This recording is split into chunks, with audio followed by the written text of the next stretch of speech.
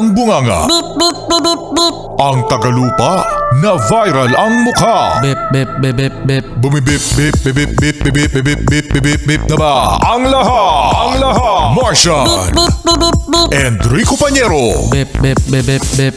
Beep, beep, beep, Bip, bip, bip, bip, bip. Bip, bip, bip, bip, bip.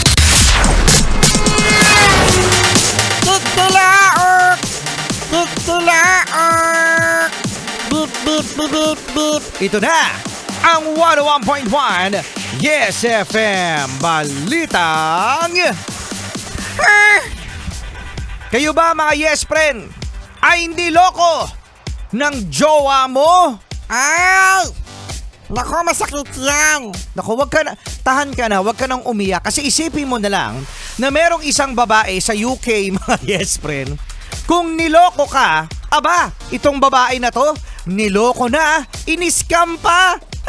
Oh, ito makinig kayo mga Yes Friend kung ano ang ginawa nitong fiancé ni Meghan na si Lord sa UK. So ito na nga mga Yes Friend. So nag-propose na nga itong si Lord kay Meghan. Tapos ngayon, nagtaka itong si Meghan mga Yes Friend Martian dahil may mga sulat na dumarating sa kanilang bahay.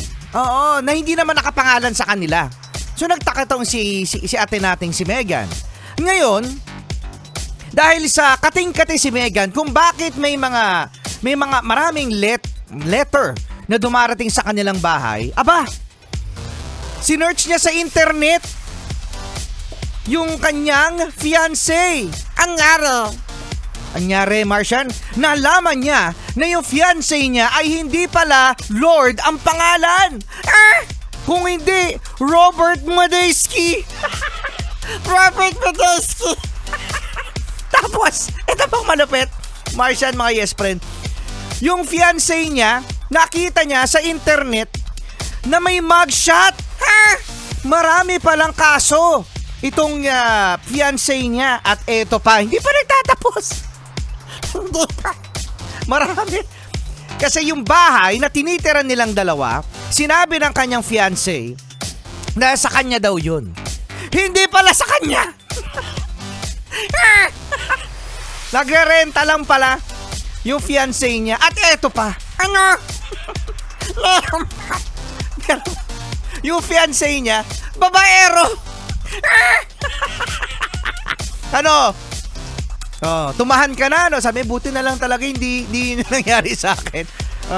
At eto pa. Meron pa. Yung binigay na proposal ring, mga Yes Friend. Hindi pala totoo, fake. Ano ba yan? At eto pa. Sabi ko sa inyo, malupit ang nangyari dito kay Meghan sa UK no. Nagtira pa ng halos 2 million pesos, mga Yes pa rin na. Kinonvert na natin yan. 2 million pesos na utang ang kanyang fiancé sa credit card nitong si ate nating si Meghan. Grabe naman yung lalaki na yan. Oo, grabe no. Manloloko, scammer, playboy. Oo. At eto malupit. Ano, meron pa? Nahuli. Yan naman pala. Nakatakas.